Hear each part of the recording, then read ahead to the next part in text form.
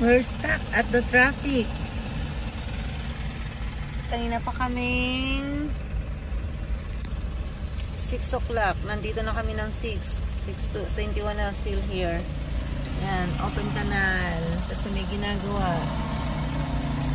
Nagbubuhos na rin ng semento dun sa kung ano, sa kanto. Yan.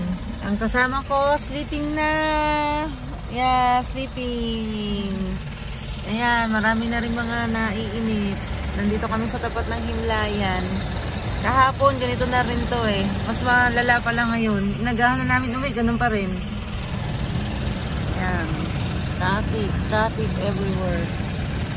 Ayan, naga sa likod, traffic. Buti pa sila gumulaw na ng konti. Ayan.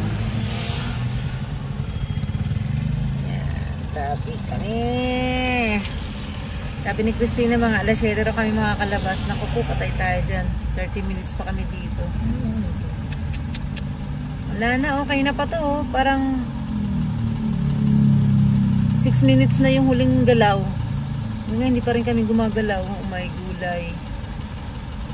Mahal-mahal pa man din ang gasolina ngayon. Buti na lang hindi kami nag-aircon. Gutom na kami. Bilisan nyo gumawa! Baka naman isang linggo pa to. Ayan o, Himlayan ng General Trias. Traffic pa more.